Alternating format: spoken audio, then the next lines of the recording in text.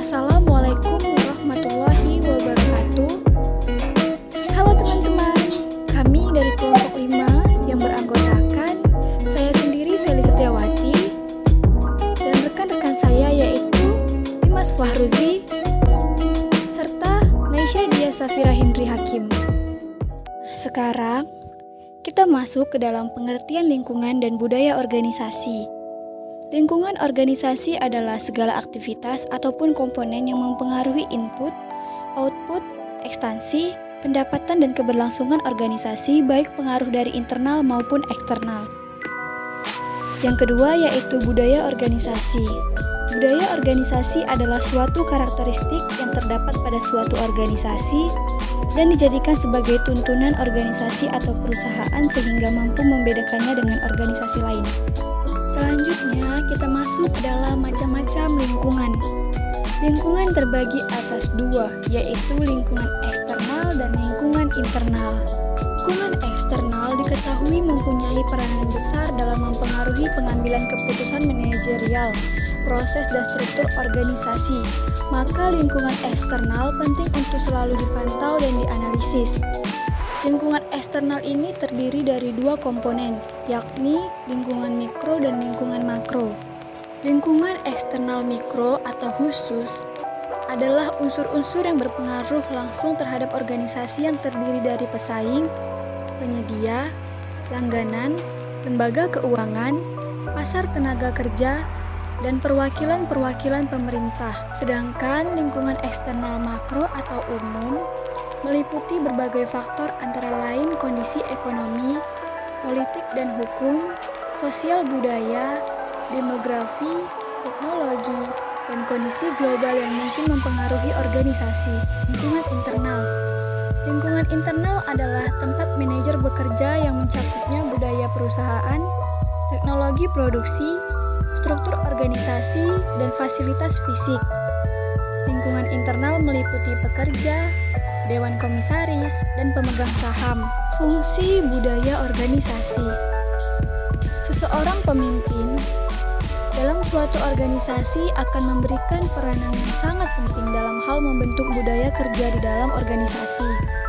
Sehingga, secara umum, fungsi budaya ini terbagi menjadi beberapa bagian. Di antaranya adalah 1. Meningkatkan adanya rasa kepemilikan dan loyalitas setiap karyawan. 2. Untuk bisa mengorganisasi anggotanya. 3. Meningkatkan nilai suatu organisasi. 4. Untuk mengontrol perilaku dalam lingkungan kerja. 5. Untuk meningkatkan performa kerja. Dan yang terakhir adalah sebagai penentu arah yang baik atau tidak. Jenis dan tipe budaya organisasi. No dan Mondi dalam bukunya menjelaskan bahwa budaya organisasi bisa terbagi menjadi dua, yaitu open and participatory culture dan closed and autocratic culture. Open and participatory culture adalah jenis yang ditandai dengan adanya pencapaian tujuan hasil yang tinggi dan didukung dengan adanya rasa saling percaya pada bawahan, sifat komunikasi yang terbuka, kepemimpinan yang suportif dan perhatian penuh, menyelesaikan masalah bersama, otonomi pekerja, dan berbagai seluruh informasi yang ada. Sedangkan pada closed and autocratic culture adalah adanya pencapaian tujuan pada hasil yang tinggi, tapi pencapaian ini akan lebih dinyatakan dan dipaksakan di dalam organisasi dengan sifat kepemimpinan autokrasi yang kuat.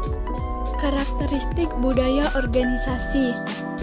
1. Innovation and risk-taking. Inovasi dan juga pengambilan risiko merupakan suatu tindakan dalam melakukan inovasi dan mampu mengambil risiko di dalam proses inovasi itu sendiri. 2. Attention to detail.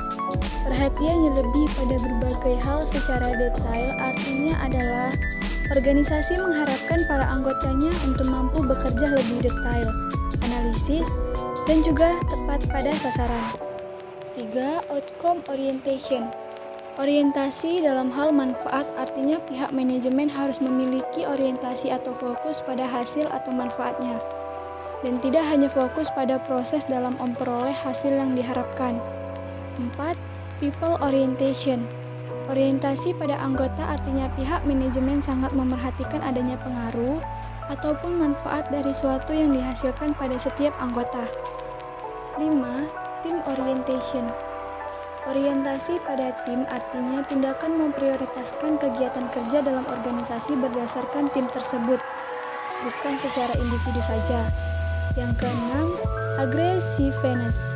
Agresivitas adalah suatu organisasi di mana setiap anggotanya akan cenderung lebih kompetitif dan juga agresif. Yang terakhir yaitu stability. Stabilitas artinya kondisi yang mana kegiatan organisasi tersebut akan lebih fokus dalam menjaga status sebagai lawan dari perkembangan.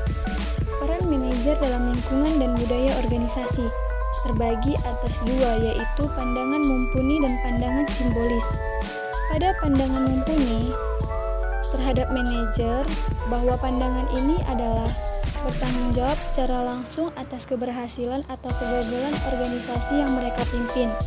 Sedangkan perspektif simbolis terhadap manajemen adalah pandangan bahwa keberhasilan atau kegagalan sebuah organisasi ditentukan oleh faktor-faktor yang berada di luar kendali manajer.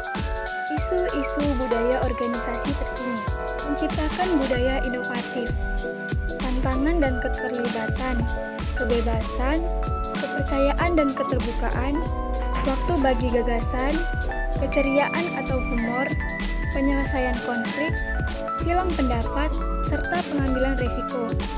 3. Menciptakan budaya berorientasi pelanggan, tipe karyawan, tipe lingkungan kerja, pemberdayaan, serta kejelasan peran.